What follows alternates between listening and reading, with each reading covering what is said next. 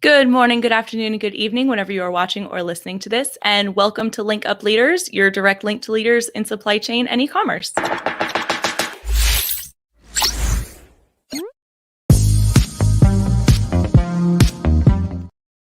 My name is Lisa Kinski. I'm your producer and co-host, and I wanted to remind everybody, if you're watching us live, to go on ahead and give us a comment, ask us your questions, just say hey, let us know you're here, and if you're watching the replay, comment #replay.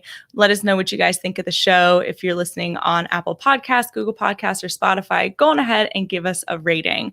At this time, I do want to go ahead and bring on my co-host, Francois Jeffrey. Francois, how are you doing? I'm amazing. As I told you earlier, I'm back on coffee and I have never felt better these past 2 days. I slept like a baby last night. It was amazing. So I don't know. I think coffee is just part of me now. Wait, how long did you go without it? So, I took like a half glass of coffee 3 times over the past about 3 weeks since I came back. So almost 4 weeks. Yeah. But yeah, it's just like a night or day difference. I don't know what it is. I guess is it an addiction? It's an addiction. It is what it is. An addiction. Yes, it can be. Well, I'm still going strong. I don't know how. I haven't had coffee since before you left, but I'm reaching. And how are you? How are you feeling? I feel great. I've been down in my water every day and going to the gym, and I'll have caffeinated tea occasionally, but when we've got Scott Luton tuning in from Supply Chain Now, said, good looking show, you can never get enough coffee. Now we know the secret to your success, Scott. That's awesome. Well, let's go on ahead and bring our guest on. I know that you are super jazzed about this. We kind of teased it a little bit. I know. We teased it yesterday.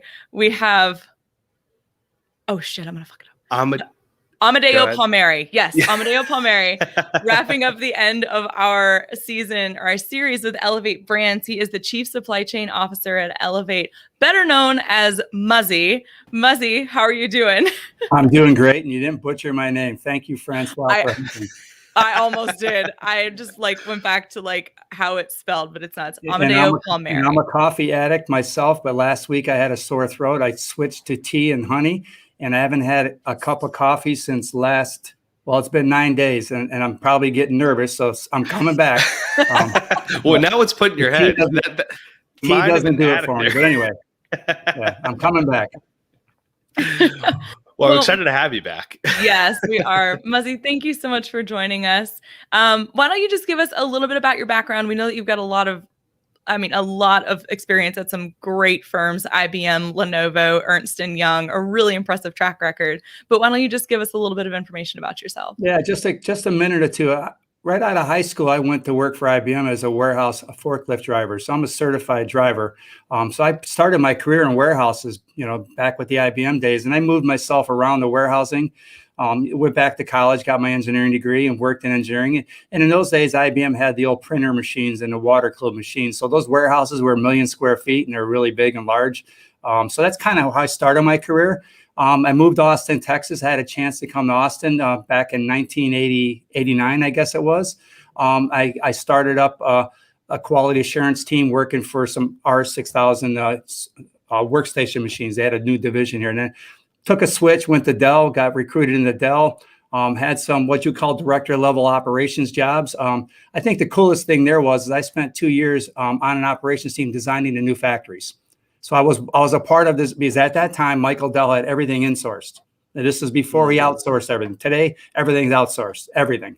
But he, at that time, we were building our own factory. So I got a really, really good view of what a 3D automated high-run factory would look like for desktops, mostly for desktops back then and workstations. Anyway, so then I took a switch there and went to Ernst Young for a while. Best time of my entire life. I got lured out of there in 3 years by a guy named Bill Amedio. He took over the Lenovo CEO job, and he was my coach and mentor in IBM. So I knew this guy. He gave me an executive role in procurement, and I never looked back. I spent 12 years with Lenovo. in a variety of roles. And that's the key here. And this type of role I have now is you can't just be a procurement guy or gal. You have to understand the end-to-end supply chain. At Lenovo, I actually managed the global logistics team. That was a $30 billion machine. We had 400 or 500 warehouses. We had 27 internal factories. It was massive. So I learned a lot about partnering with 3PLs, and we'll get to that later because we're going to talk about it. Made a switch again, went to Avnet.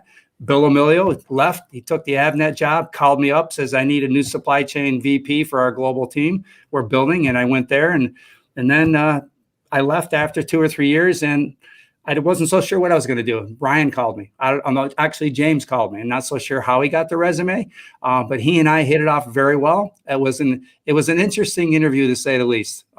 He's a wild guy, but he's smart, he's logical, he's analytical, and he's smart as heck. And I'm sure glad they made me the offer. So that's how I got here. Fantastic.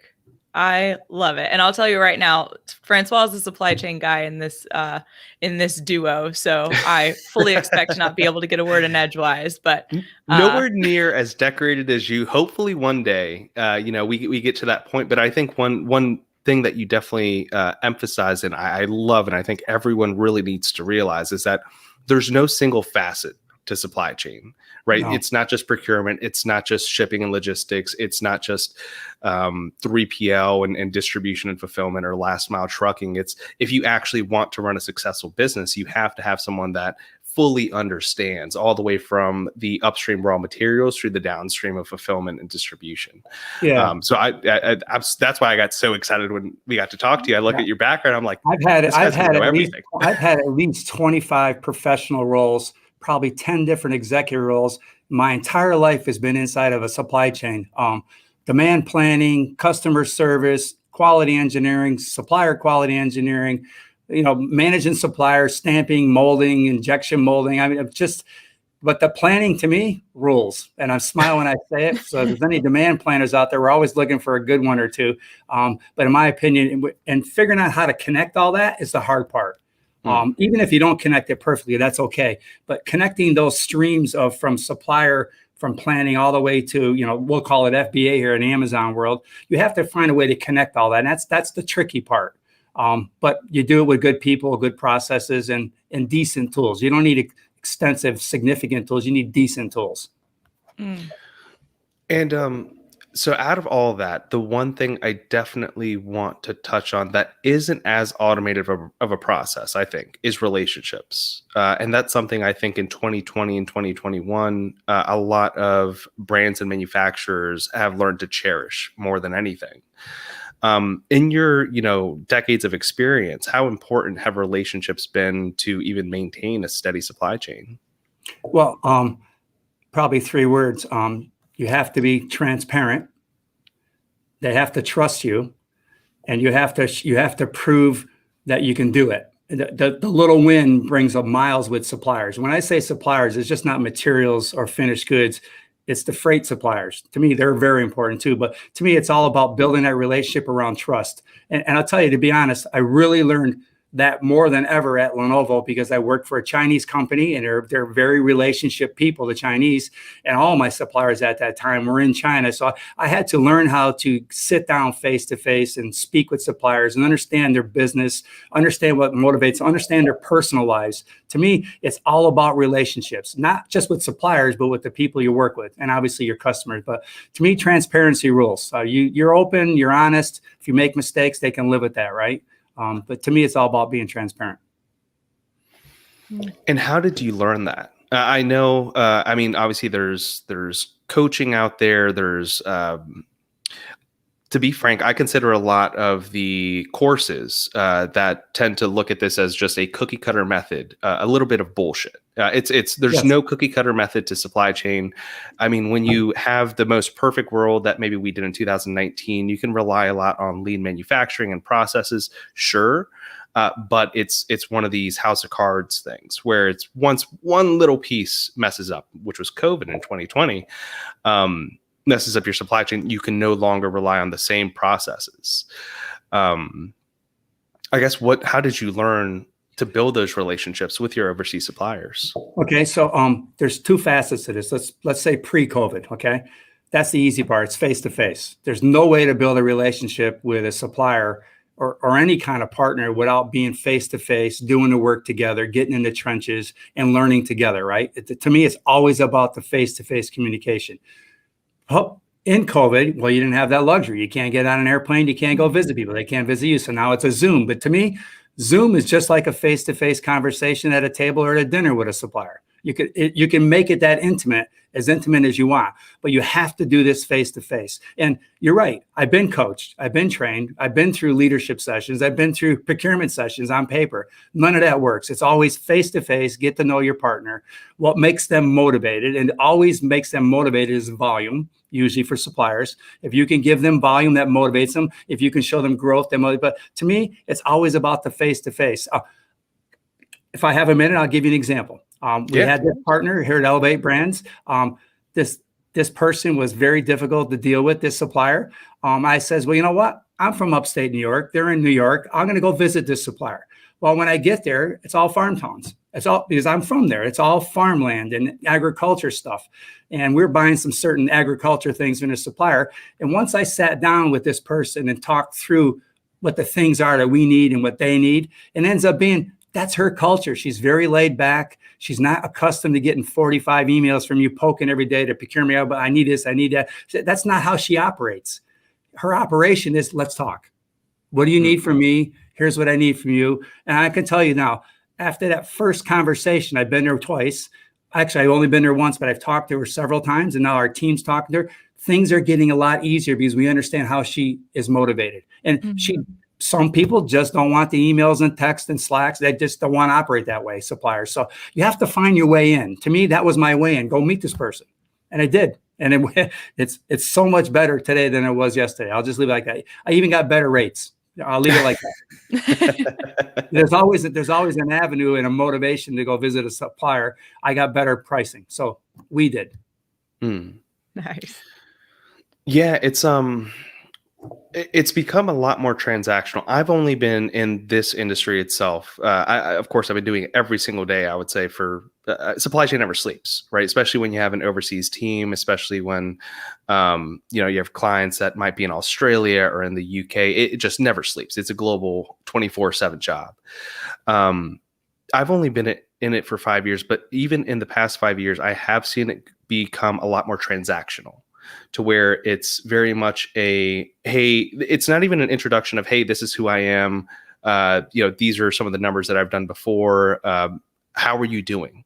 It's become more of this is what I need. This is the price that I need it at. And I need it at the lowest volume you could possibly offer because I'm just testing the market, which to me just doesn't seem, it doesn't seem human. No. Right? You don't go up to someone unless you're, on the streets asking for money. You don't go up to someone just saying, hey, I need this. Well, let's I'm sorry, go ahead. My apologies. No, please. I'd love to hear. Let's speak about a seller. Okay. Let's put it in the seller's hands. Depending on what brand the seller has, they probably have, I'm going to guess, 5 suppliers. Maybe. It just depends on how big they are, right? We're dealing with smaller ones and larger. Mostly they have 5 suppliers. So we'll just say 5 material suppliers. There's no reason in the world why you can't have an intimate relationship. Intimate means a personal relationship with them. It's not all transactional.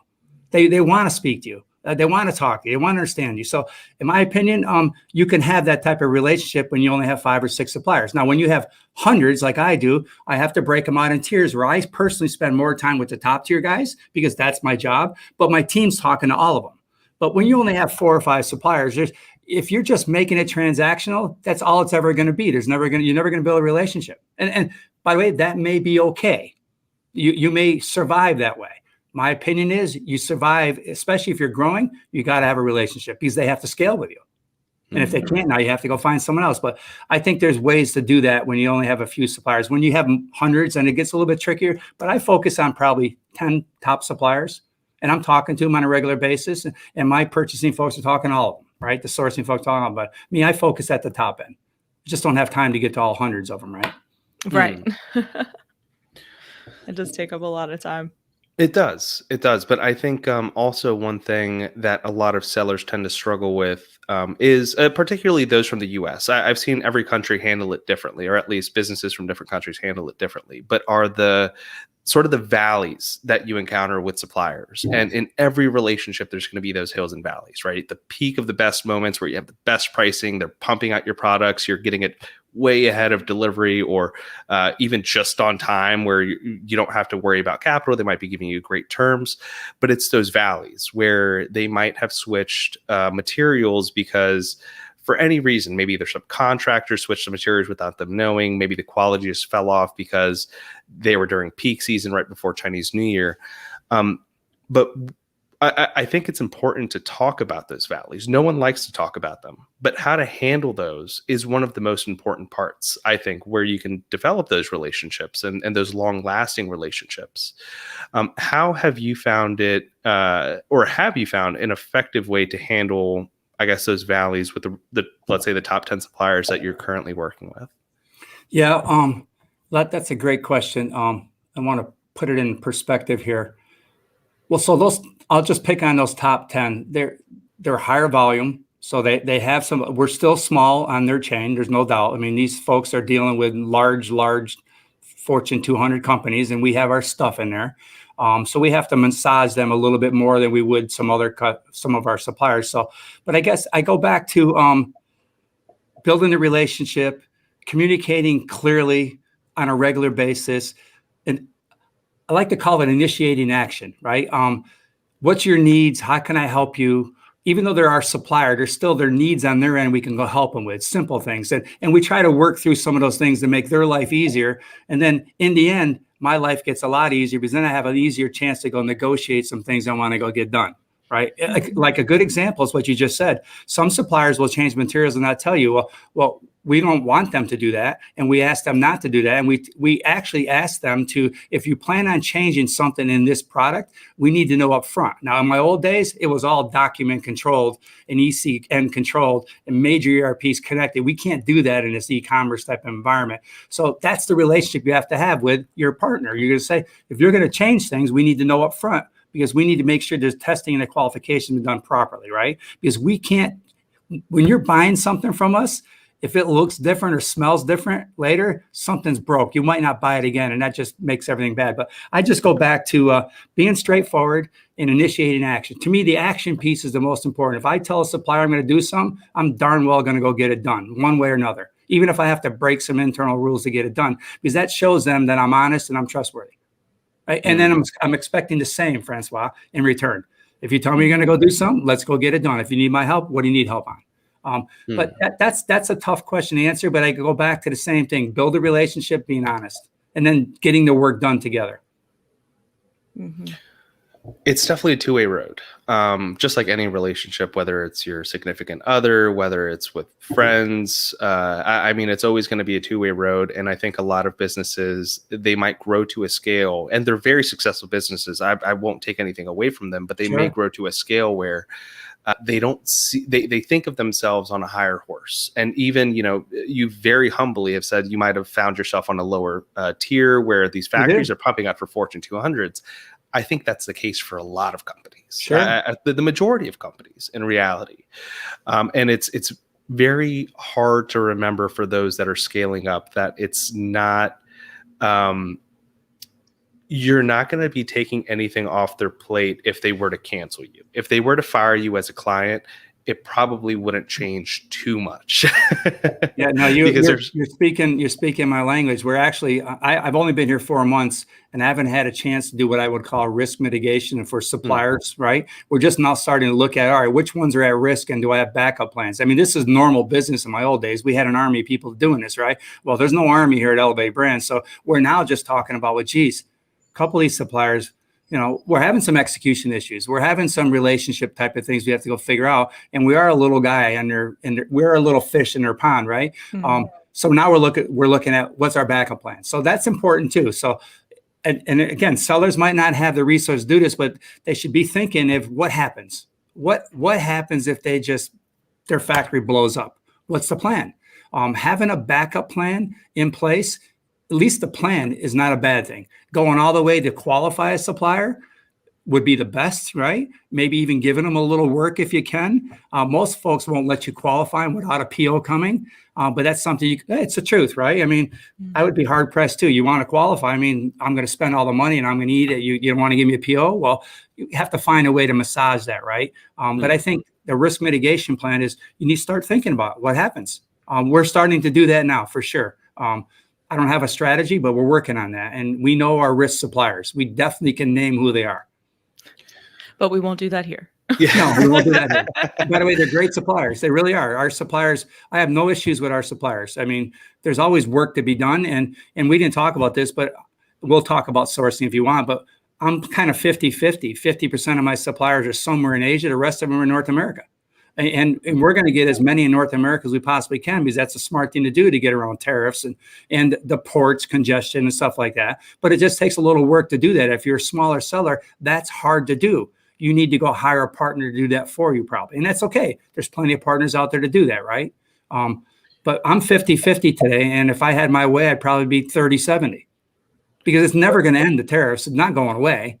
Yeah. Right? Yeah, let's unpack that. I'd love to learn more about reshoring, because I think that is it definitely is an economy of scale issue for smaller merchants. But how are you managing to do that? Because I'm sure that maybe I'm not sure, but maybe some of the clients that you're currently, or the businesses that you're buying probably have a lot of their supply chain overseas, which makes sense. Or are you looking for companies that tend to have it more so in North America being obviously Canada, Mexico, US? What are you looking for? We just buy. I don't think there's a method. We're awesome at that. We don't pick on segments. I think sooner or later we'll get to our niche. But right now it's all about growth, right? But you brought up a good point. So not every brand we buy have all the suppliers in Asia. We'll just leave it like that. There's a mix. Most do. And the reason they really go there is because the pricing. There's no doubt.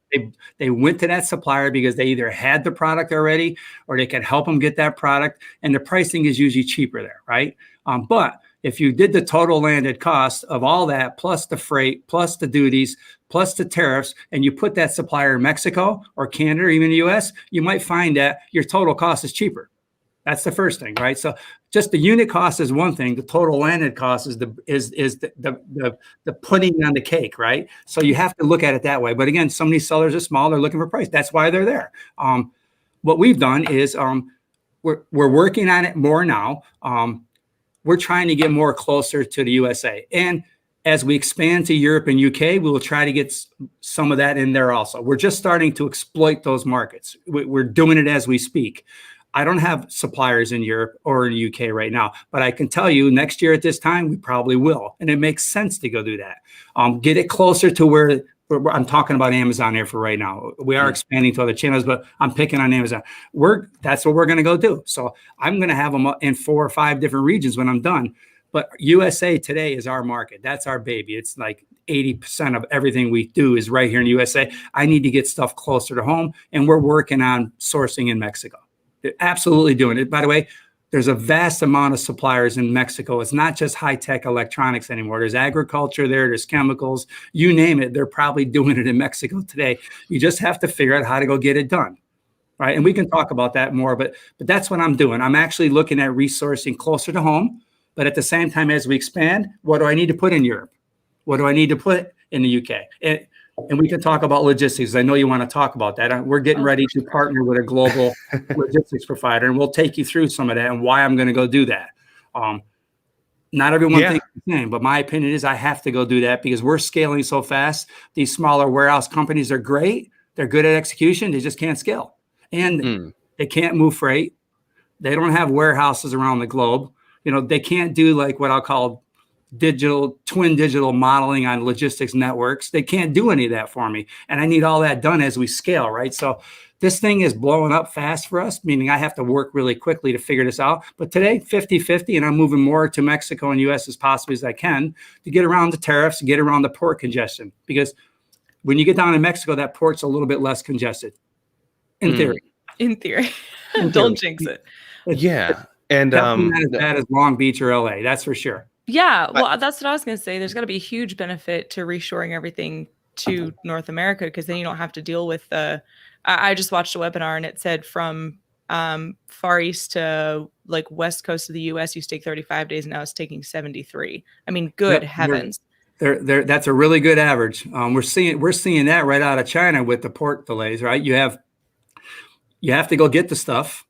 You have to bring it to the port. It's going to sit. You have to get it on a container. It has to get over the ocean 30 days or maybe more, because the ocean's filled too. Remember, there's more boats there than ever. Once it gets to the port, it could be 3 to 6 weeks before it gets through there. Then you got to get it on a truck and move it. So yeah, I mean, we're seeing lead times of 75 to 90 days on average, right? But now it's a planning job. Now, when I fill that container, it's more than what I need probably, because I can't run out. I have a DOI metric, and I have to measure that. We're trying to measure that maniacally today. We can't run out on Amazon. That means I have to have freight and warehousing in the warehouse. So for replenishment, you have no other choice. So we're getting better at that. We're not great at it, but we're getting better at it. We will be great when we're done. Anyway, but yeah, it's 75 days minimum. Oh yeah. Go sorry, ahead. for my own information, what's a DOI metric? Oh, I'm sorry, days of inventory. Days of inventory. Okay, I was like, to me, it's probably one of the number one metrics, and I'll just call it an e-commerce model, where you not only have to have your stuff in Amazon in the FBA model. There's a certain amount of inventory there. You have to have a certain amount of inventory in your warehouse that feeds it and replenishes on a regular basis. If you don't have that one lined up, you're going to stock out. Now you have to wait for things to come over from wherever they're coming from. If they're coming from the US, okay, you could probably get it in 4 or 5 weeks, maybe.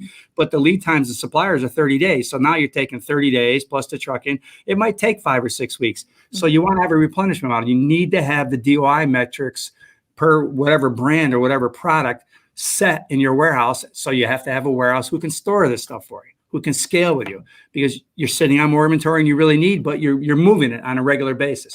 You do not want to stock out. And my bosses are tough on me on stock outs. They need to be. Right? Yeah, no, I'm super excited. Everything that you described, especially with, for example, the partnership that you're getting into. I mean, it's just a different level of maturity that I think e-commerce itself really needed. I think a lot of the sales tactics and the marketplaces themselves have matured, and a lot of the money that has flowed from those sellers to, let's say, Amazon has matured this Amazon infrastructure, but not the global supply chain infrastructure. So I'm excited that we're having the conversation about not only looking overseas and yes, freight may be temporary. I know the current administration is talking about potentially looking to break up some of these larger carriers, find a lot more opportunity with domestic manufacturing, some possible subsidies for manufacturing in the U.S. But when it comes to just the maturity, I just see it as, once we start to either reshore, once we start to think about just like, hey, this is no longer again, it's just getting back to this lean supply chain where we just rely on that. Let's get into that just a little bit. We have no other choice. I'm going to speak for us and maybe other sellers too. You have no other choice but to go to Asia for things. You have no other choice. What happens is if you don't have I'll call it a contract with a global 3PL provider, and you're using spot rates every day, which most people are doing, they have no other choice, that those rates have gone up. I mean, just look at the numbers. We used to pay $4,000 for a 40-foot container. You're now paying $13,000 or higher. And it's going to keep going up for another month or two. And we'll talk about when it's going to come down. Well, I knew that already. But the first question that would come out of my boss's mouth is, this is 2 months ago when I benchmarked 5 global 3PLs. That's what I did. We'll get into the data if you want, but 5 of the top 20 I benchmark, and you know who they are. Okay. The first thing he would say is, well, why do that? We're going to be a little fish in their big pond. And I says, not with me. I manage global logistics and I have relationships with these 2 or 3 guys, and they're at the top level. They're never going to mess with me. They're going to give me what I need at some level. Right. I said, so I trust these guys aren't going to mess with me later. We're going to hire one. I promise you. And this is what it's going to do. I can get some of those lanes where I don't have to pay spot rates. I have to hire them first. They have 400 plus warehouses globally. Where do you want to put your stuff? That's where do you want it? We have capacity for you. Once we hire them, they'll allow me in some of those lanes where I don't have to pay $13,000 for freight for a container. I'll pay 8, 9, or 10, which is not great, but it's cheaper than it is 13, right? Now, for For a seller that has one brand, this is probably not the total answer. For us as an aggregator, there's no other way for me to go do it, but I have to have a scalable, capable, and a cost-effective 3PL provider. And the benchmarking we did is their rates are significantly cheaper. They're capable of doing anything we're doing today with all these smaller warehouse providers. And I can put a warehouse wherever I want. And I can move it wherever I want, whenever I want. I mean, they have these one guys we're going to hire have 30 in the UK. 30. Think about it. There. And I could use 10 of them if I needed it. I probably only need one. But as we scale, and we're going to double our business in the next 6 weeks and triple it. And by this time next year, we're going to probably be 10x easily of what we are today. Just think of that in pallet positions. It goes from X number to, 100,000 maybe, right? That's what it's going to look like. I can't do that with a small provider, but hiring a global provider will bring me that scalability and capability and the cost. Now, as a smaller seller, there's other ways to go around that. You can cut some deals with some of these freight forwarders to do what I call batches. There's actually a term, and I apologize, it's a 3 acronym term. We'll just call it batch shipping, where you can actually buy 5 containers for $8,000 versus 13 with that provider. But you have to use 5 containers. If you don't, you pay $40,000. So now you have to be smart with, if I'm going to buy, I have to use them all and I have to fill them all, otherwise I have to pay. But there's ways to get around some of those high freight costs. It's hard, but you have to go figure out how to go do that. And if you don't have the experience, it gets even harder. So now you need to hire a consultant to help you. And by the way, that's not a bad idea, but there's ways to get around some of that freight cost. For me, long-term, the 3PL, global 3PL provider is going to be it. And I'm going to start cutting freight lane rates with these guys as soon as we sign this deal. We're getting ready to do it. And we're going to move all this load to them over the next 9 months. They're going to have all of our freight, well, maybe not all the freight, all the warehousing for sure. A whole lot of the freight down the road. And then I get to do the digital modeling, which I really need. Think about the digital model. Francois, you're going to love this. We're in a pre-M&A process. We have a seller who wants us to buy their business. They lay out all their supply chain, all their warehouses, all their suppliers. I can take all that information and throw this in that twin digital model, and it'll tell me exactly what to go do on consolidating, for how to pick it up, consolidate it, where to move it. Do I put it in the air? Do I put it on a boat? Do I truck it from Long Beach? It'll tell me everything I ever want to know, and it'll give me ideas. Do I really want to keep that source there and wherever it is, right? Maybe I want to move the source to the UK. But the twin digital model is just think of it as a virtual model of your current supply chain. It just models it. And then every time we're in an LOI, we can model that business. And then we can make the answers get quicker for us. Instead of 6 months later, we're still fighting with how are we going to move that inventory? How are we going to do the planning? This model will tell us how to go do it right up front. Very interesting. Yeah. And that also comes with a level of maturity. And I know even, working with those 3PLs, it's essentially a much larger scale of batch, right? It's locking in, let's say 50 to 100 containers versus just 5, which is amazing. I would say, my apologies for interrupting. It's a yes and no. If you hire the right 3PL and you have the right relationship, they will get you in. I'll just leave it like that. It's not like, sorry, no capacity for freight. No, they will find a way to help you because you just gave them the entire warehousing business globally, right? You're spending money on their digital modeling for logistics network, right? They will find a way to help you. Now, it may be still paying more money than you were 2 years ago, but you could be paying a lot less than you are today. Now, again, for the smaller seller, this is a harder discussion, right? If you don't have a lot of volume, there's probably no way around it except for maybe you want to look at sourcing your products closer to home. If you're only selling in the US, okay, now it's a sourcing discussion, right? And there's ways to go get that done. If you can't do it yourself, you can hire a consultant to get it done for you. Just have to pay them to get it done. And it might take, if you're good at it, it'll take 3 months max to take it from somewhere overseas and bring it to, we'll just say North America. It might take 3 months. If you know the suppliers, you know how to go do this, and it might take a little less. Mm-hmm.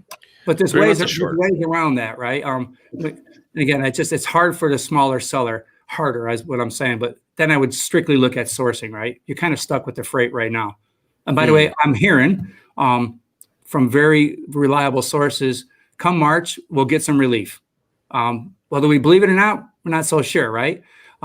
This leads me to, I have to go hire these guys. I have to get the freight now. I can't wait till March to get better rates. I need to start doing it now. And by the way, they're already running a few lanes from China to to Europe for me already, and we're getting great rates from them, right? Better than I was getting before I walked in.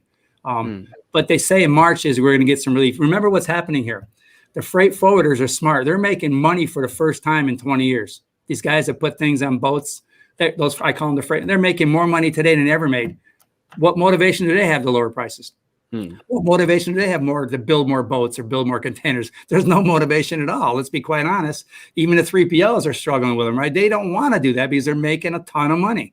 But sooner or later, it'll have to turn around. And my guess is, from everything I read from DHL, AIT, CH Robinson, I get all the reports every month, and there's like 5 or 6 I look at. They all say the same thing. March, we're going to get some relief. Haven't heard exactly how they get the relief. That's what smile, buddy. That's why I said I got to go cut a deal now. I can't wait. Trust nobody but yourself and your boss. That's it, right? Yeah, March. The only reason I was smiling, March seems wishful. Obviously, they know they have all the data, all the modeling that obviously I don't have. Mine is purely instinctual. March just seems though. Right after Chinese New Year, we'll see how Chinese New Year is even handled this year. I do have a theory that potentially factories aren't going to be shut down for as long, and workers may stay to continue working because, these past years have been difficult for them.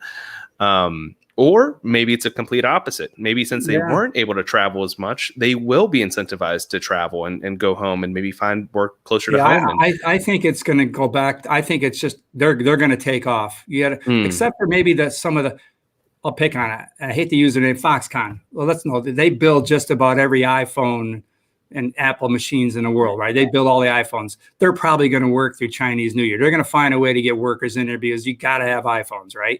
But when you get down into these tier 3 or 4 level suppliers, like some of these sellers, and like I'm not dealing with tier 1 suppliers.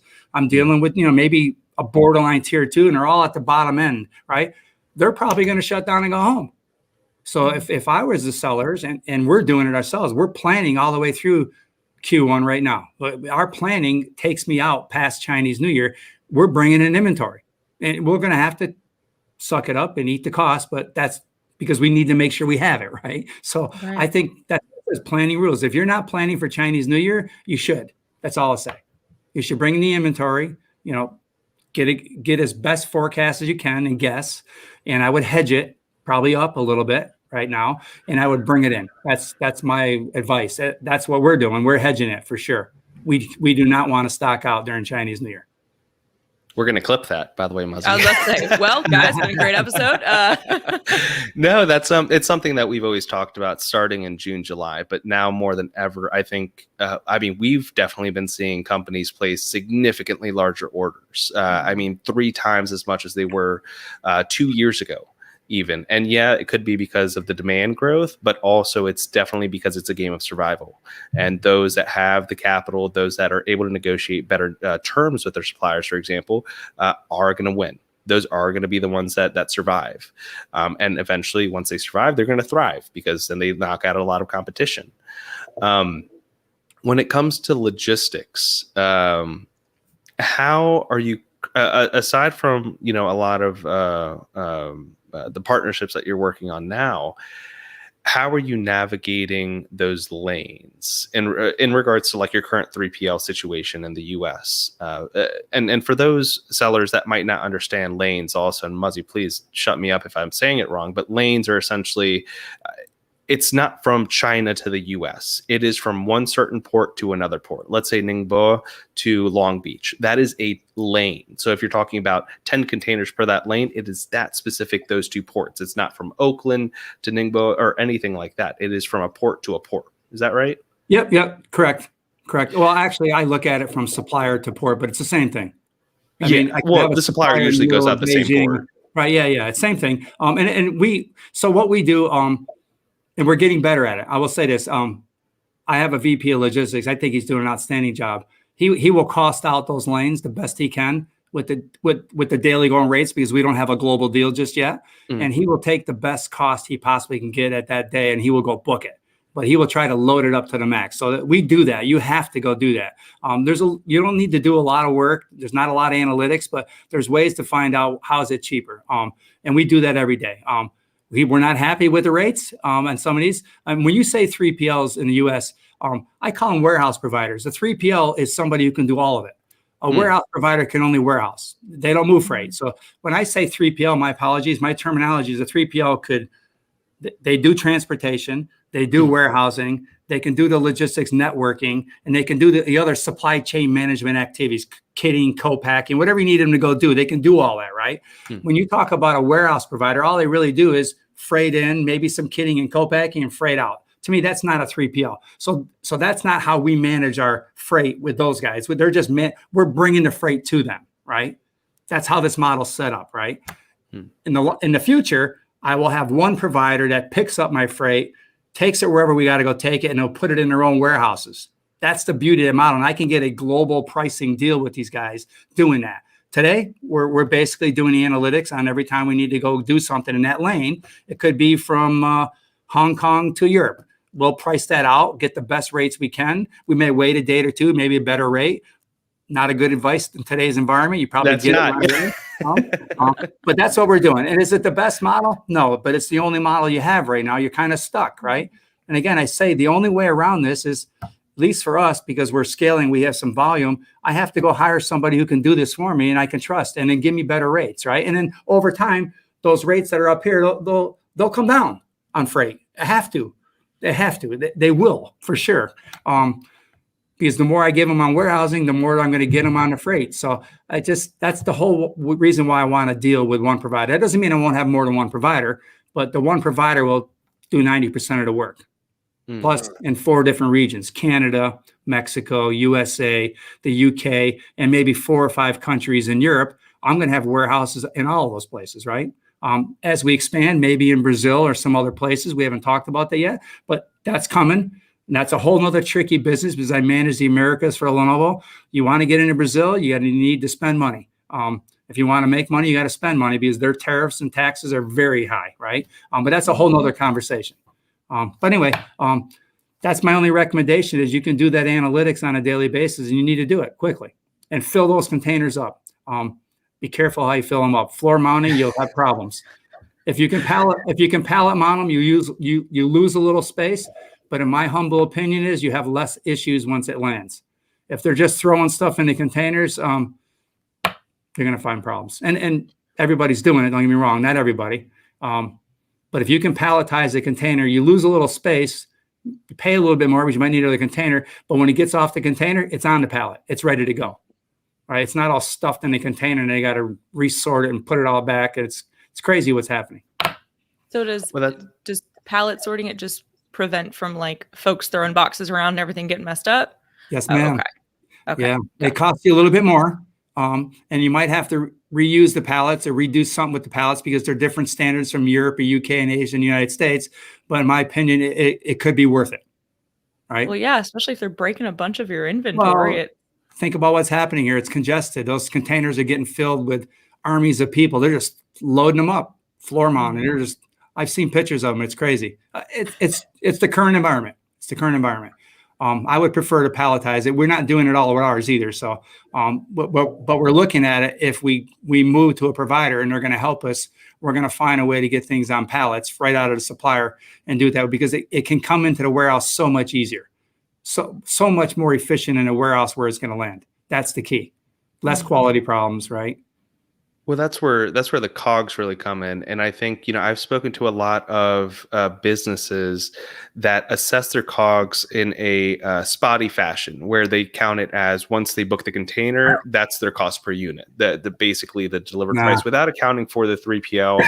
And then what they don't consider are the accessorial charges, right? Well, how long is that sitting in the truck yard? Have you booked the truck, or do we have to book the truck? Once it gets here, how long is the truck going to have to wait? Is it an overnight booking? Is it, do you have to wait there for 3 hours? Across the country once it hits California. To me, I look at it as we're not great at it, but we're getting better. And I think we're going to get a lot better, because we have a few more professionals on the team. So we have help. Bandwidth was an issue.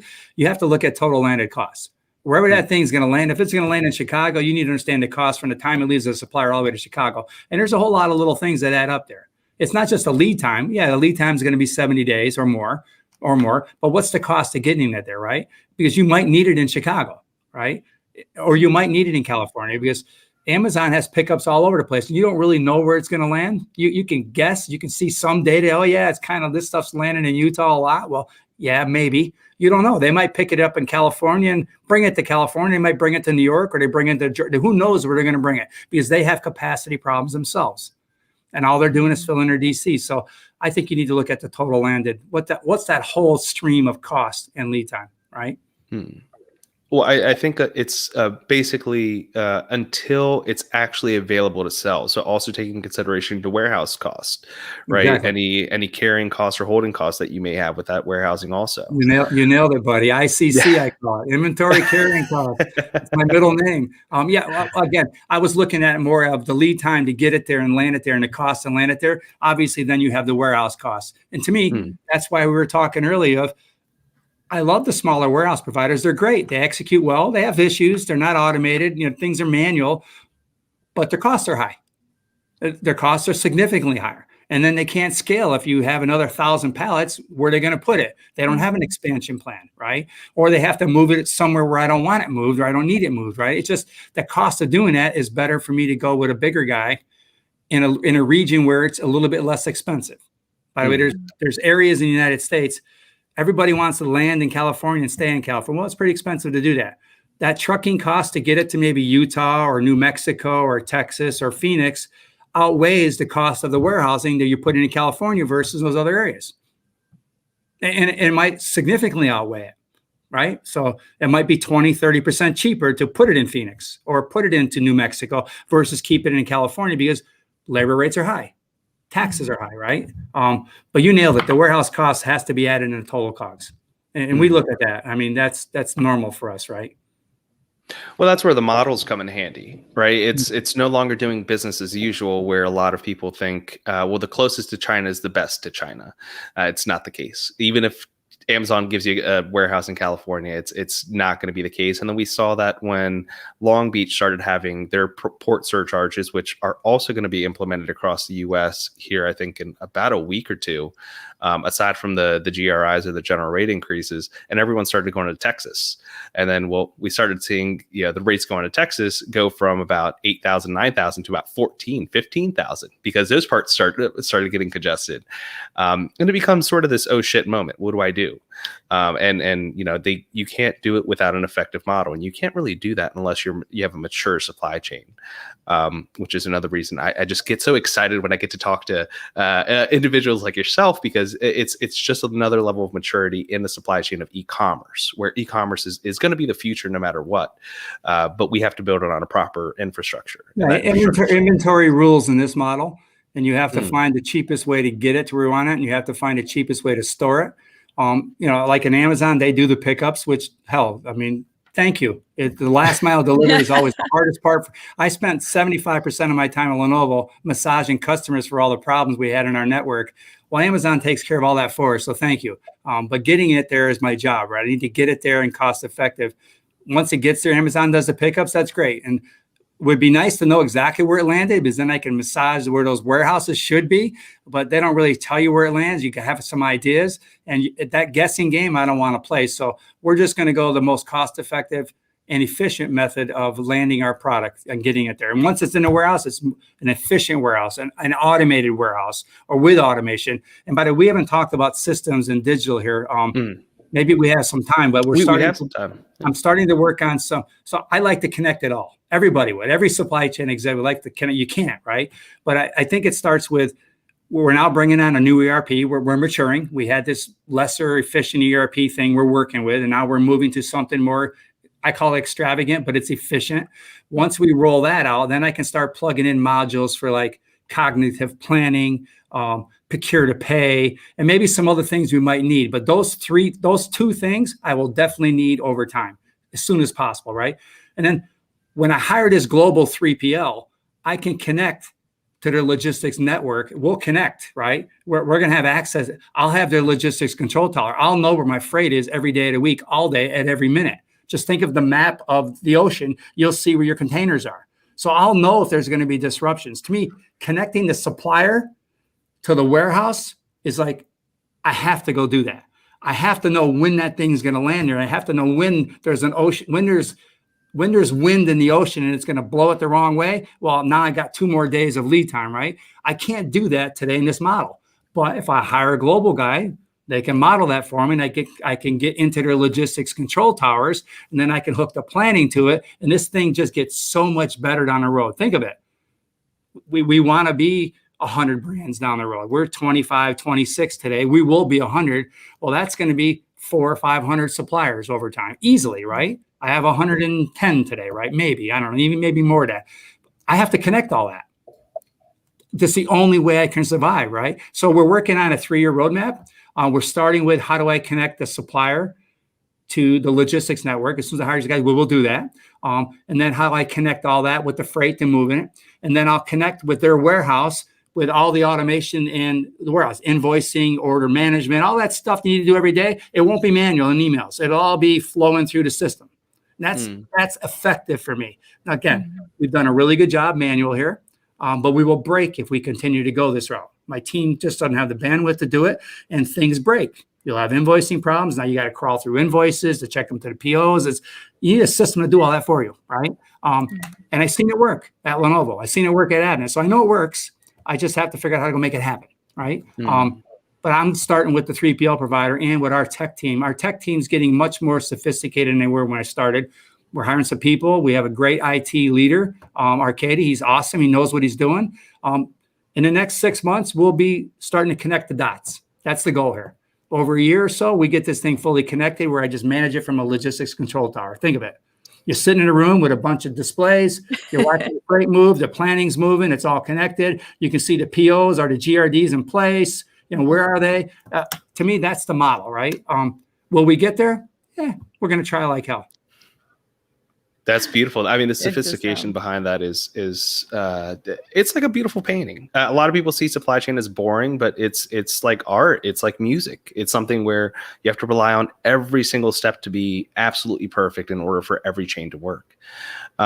Now, what could businesses or Amazon sellers, let's talk about just e-commerce sellers in general, what can they do to prepare their supply chains and really even be considered by someone like Elevate Brands? Or I guess, how can they make your job easier to get the best bang for their buck for their business? Well, first of all, you're going to have to spend a little money. And I know that's tough. They don't want to go do that. But if they're willing to spend a little money, they can connect to their 4 or 5 suppliers through EDI or some simple system where they don't have to do it all over faxes or emails or phone calls. So there's a way to connect, right? You probably can't connect with your freight forwarders because you're buying spot rates. So that's probably out, right? But then you have the warehouse, whatever warehouse provider, there's hundreds of them, right? In the US, they're using them all. Connect to them, right? There's a way to connect from whatever you're using. You can connect to a portal to what they're using, and you can do the order management automated. Again, it doesn't cost a lot of money, and hold the invoicing. You can connect and tie that all together. I'm not an IT guru. I'm willing to first one to admit that I understand how stuff gets connected, but I need help to make it happen. But there's ways to go do it, and it could be maybe just hire a consultant. You can get really good rates for some of these folks. They're all great ones looking for jobs. Maybe they can help you build a new platform to how to go do that and be cost effective around doing it, right? But there are ways to go do it. And again, if you want to continue manual, go to continue manual, but you're going to have to live with that inefficiency of doing it manual all the time, right? And again, that could be okay. It comes down to you have to spend a little money to get what you want, right? But I think there's a whole lot of different ways. I'm telling you, I am huge on planning. We're not great at it today. I hope my guys are listening. They're going to get mad at me. They're really good, but they're not great today. But we're going to be great when we're done. But think of it. All the market analysis, all the analytics, all the Amazon data, all the historical data. If we can get that into a cognitive type of planning module through our new ERP, all they're now doing is analyzing data and making decisions and hedging. Today, they're pulling data. They're keystroking data. They're creating the spreadsheets, creating the formulas. They don't have dashboard. Well, dashboards are coming, but they're doing all that work. They don't have time to do the strategy work. The strategy work is, do I have the right inventory? Am I hedging it right? I need this many DOIs on this product here and here. It's taking them time to go do that because there's no model to go do that. When we get more digital, and we will in the next 6 months, I'm going after that planning module because we need it. And that just makes life so much easier for them to sit there and say, okay, well, that DOI is going down. I have a boat over here coming in. I need to order some more materials. They can do that and hedge that material and hedge the whole planning much more efficient than they can when they're building all the model. They don't have time to go do it, right? It's just crazy, right? But to me, that's the whole digital roadmap. But when we're done, think of it as you're connected from supplier to warehouse, in the warehouse, everything, right? Everything going, and then you can monitor it through displays and systems and transactional work, and you can control it better that way. And you can communicate that way too, right? I just think it's the freaking future. And I've seen it work at Lenovo for sure. It works. Yeah. Yeah. So digitizing sounds like it's really the next step in order to I guess get the best value for your business and to automate as many processes as possible. Yeah, I'm excited. Yeah, I'm sorry. Go ahead. Yeah, get around the manual spreadsheets, and then we haven't even talked about the factories because these sellers we're buying stuff, right? So they're not our factories. But at Lenovo, even our factories were digital, so we were using AI and AR in the factories and collecting all that data and pounding it into the systems. So there's a whole lot of more data we had where the sellers like us, we don't have, because there's no supplier in the world going to let me tap into your shop floor system. Well, I wouldn't let you tap into mine, but that's what you would have to go do to get all that information, right? To know that it's coming out exactly when they say it's coming out and it's at that quality level. But that's a whole nother level to what I would call making it digital. It starts inside the factory, but in e-commerce, it kind of starts when you're loading the truck at the factory, right? Unless it's your factory and we're buying stuff. So we can't get that far. But I think that's the way to go do it. And again, procure to pay, demand planning modules, have simple ERP. If you can do that in some automated fashion, life just gets better. You can do it in spreadsheets, but I would create the model, have someone create the model. So all you're doing is plugging in data, and then it gets easier for you, especially if you're a seller. There's a way to automate that stuff, but just hire a contractor for a month to do some development work and some business analytics for you. They'll create the models for you. You're done. They go away. You have your model. All you're doing is plugging in data, and you're spending hours analyzing it versus hours making it. Mm-hmm. And then you can just hire a VA, get data entry VA, and have them do all of it. And then you have to do it, right? Yeah, then you have a dashboard. Pakistan, we got them. I have people in 6 countries. So yeah, and we'll probably expand more as we go, right? And like I said, UK and Europe. But you're right. You can hire people in a lower cost geo that can do all that transactional data, but you have to have the model. Or they can create the model for you, maybe, and manage it for you there. Personally, I would like to have my eyes on it or my team's eyes on it, and then maybe pass it, make sure it works. This way there's less transactional stuff they have to go do. But you're right. The VAs are an exceptional option here in the e-commerce environment. It's widely used, of course, right? Oh, definitely. Yeah, and it's scary stuff. Everything I think that we talked about it's terrifying to not necessarily us, but I think to a lot of business owners that might not have seen supply chain as this complex. Yeah, no, you're right. And then let me I know we're running out of time, but let me just say to the sellers, whoever's listening or whoever will listen, there's always hope. There's always a way. If there's a will, there's a way. That's my daddy used to say. You maybe get a little bit more intelligent, a little bit smarter. You might have to hire a consultant for a little while, pay a little bit of money. But if you want to scale your brand, there's no other way to go. You just can't continue doing it manual. And the brands we're buying, they're all manual. And some of the reasons why they want to come to us is because they're out of room. They don't know how to go do it. They don't want to go spend the money, right? And we'll make it better. But if you want to scale your brand, you might have to just invest a little bit of that margin to go get it done right. But it makes life easier down the road, right? It's not doing it. We want to buy your brand. We still want to buy your brands. But if you want to make it be smarter, do those type of things. Try to find a way to get some automation to make things more easier for yourself. There you go. A message from Muzzi himself. Well, Muzzi, thank you so much for being here. We are at the end of our time. If anybody has any questions about the information that you shared today, or if they just want to connect or learn more about Elevate Brands, where can they get a hold of you? LinkedIn. All right. I'm on LinkedIn. I think that's the easiest way. Not going to give you my phone number over the internet. Yeah, we had someone do that. I'll tell you, but I go on LinkedIn every day. So if somebody messages me, I will respond. And I'm not a premium member, so just you can always connect. That's the way. I'm not a premium member. Just connect, and I'll message. I'm okay. More friends are merry. We all learn together. This is a learning experience of passing and failing. That's how you get to be a good supply chain professional. You pass at some things, you fail, and you learn. You just keep going. It's a continuous flow of learning, right? Mm-hmm. Absolutely. So you guys can always connect with Muzzi via LinkedIn, as he said, and then learn more information about Elevate Brands at elevatebrands.com. And this is the completion of our series with Elevate Brands. So Awesome. definitely ended on a very high note. It's been awesome speaking with you, Ryan, Lo, and Jeremy. It's just been fantastic. So if you guys liked what you heard, again, give us a like, comment, share, subscribe, ring the bell for notifications. Check back in for... You know where I'm at too, right? So Francois, reach out to me. I know you have a lot. Your head's spinning, buddy. Just reach out to me. I will give you everything I have and know. I promise. I won't hold back. I appreciate it. I appreciate it, Muzzi. It's how you use it is what is important. Exactly. No, likewise. If there's ever anything we could do for you, I mean, please feel free. All right. This was great. I really appreciate your time. I love doing this. Thank you. We loved having you. All right. Have a great day. All right. Bye, everybody.